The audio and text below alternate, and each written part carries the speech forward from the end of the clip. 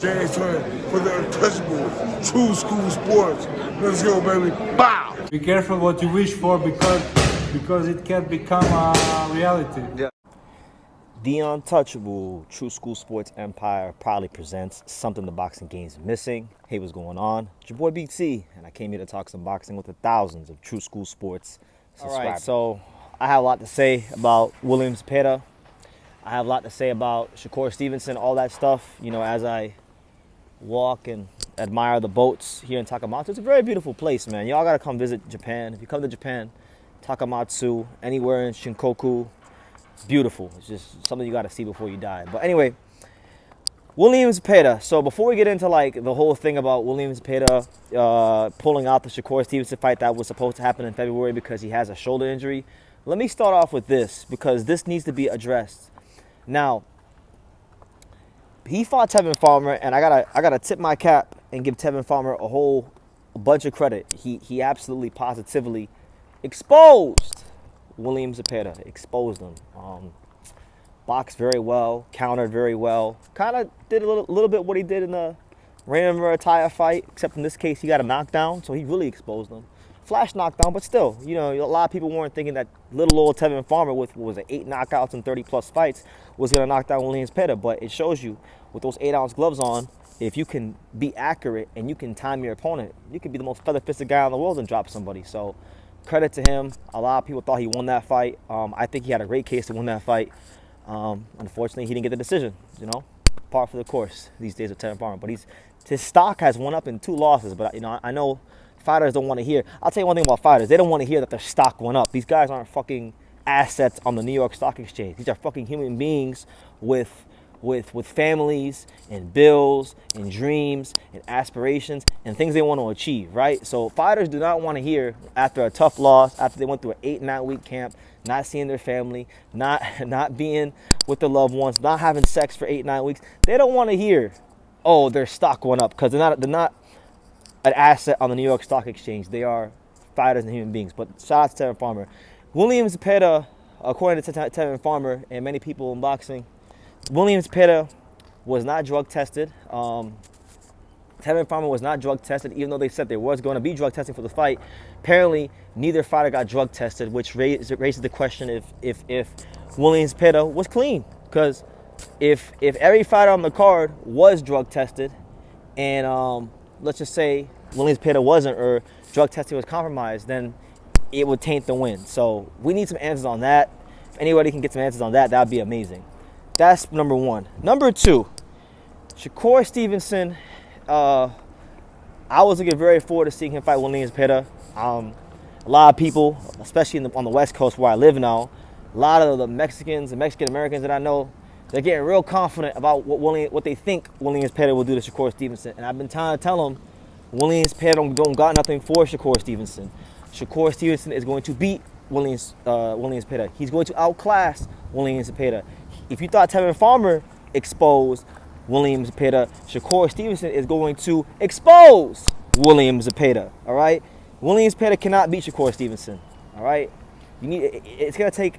He's got one part that you do need to beat Shakur Stevenson, but he needs a little more. And in my opinion, I don't think he's got it. And I think he found out in a very, very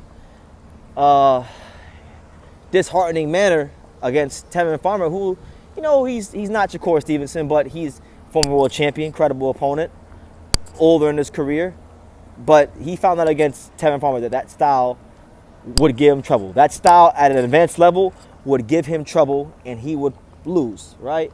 So now, all of a sudden, he has an injury. Now, I don't know William Zepeda, and I don't want to sit here and say he's faking an injury. That's not fair to him. These fighters go through a lot, and who is little old BT with his camera and his YouTube channel to say that a fighter is faking an injury? But what we can say is that the timing is very interesting. The timing of the injury, of when he decided, you know, or the timing now of him not fighting is just, it's going to call things into question with a lot of boxing fans. And I think we got to highlight it, you know. Now, they were supposed to fight in February. I believe William Zepeda said in his Instagram post that it's going to take him roughly 4 to 6 months or something like that before he's fighting again. Well, not 4 to 6 months, 4 to 6 weeks, I should say. So hypothetically, if this fight could get done like, you know, late March, something like that, maybe even early April at the latest, then okay, no harm, no foul. We still get the fight. It still happens at a you know, somewhat early in 2025, and everyone can be happy. You know, everyone can eat, everyone can be happy. But if, for whatever the case may be, if he comes back and he decides to go on a can crushing tour like he's been doing in his career for the most part, you know, because you know, he beat some good fighters. But when I say can crushing tour, I don't want to demean his opponents. He fought some good guys, but he fought guys that were like crafty fighters, credible fighters, but hand-picked fighters. Guys that couldn't punch a hole through a wet paper bag if they tried to their hardest to. And that's who William Zepeda was fighting. And by him fighting these guys like Giovanni Cabrera, like Maxie Hughes, good fighters. But again, I described them perfectly in my last analogy. These are fighters that, because William Zepeda got a chance to match up with them and he did what he did to them, it makes him look like he's this killer. And he's a good fighter. I think William Zepeda is a top tier lightweight contender. But I don't think he's a killer. And I damn sure don't think he's beating Shakur Stevenson. And I've been adamant about that for a long time. I hear very smart boxing people who I respect greatly say that William Zepeda can beat Shakur Stevenson. I hear Rick Glazer say William Zepeda can beat Shakur Stevenson. I know people like boxing fans that are not in the industry say William Zepeda can beat Shakur Stevenson. And I really do think that these predictions of like people saying William Zepeda can beat Shakur Stevenson, they're not coming from a place of people being rational. They're coming from a place of they just hate watching Shakur Stevenson fight, and he's annoying them on Twitter. So they're letting their feelings get involved from what's really going to happen when they fight.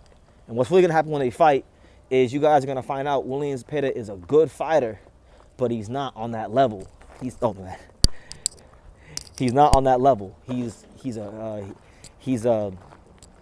solid B fighter, B level fighter with A+ stamina. I think he's an A+ stamina.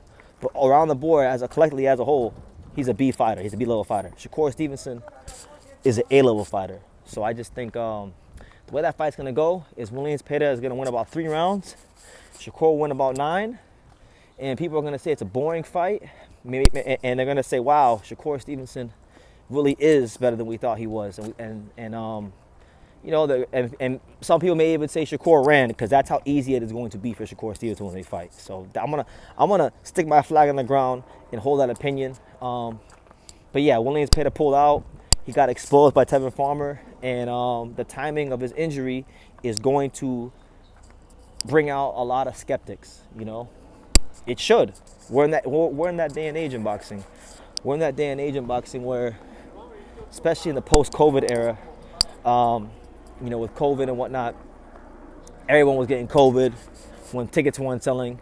Everyone, you know, we've seen so many things that should be called into question in boxing, worse than this. So why wouldn't this be called into question? You know, food for thought. That's my opinion on the matter. Thank you guys for listening. Give me your thoughts down below. Make sure you guys take the time to subscribe.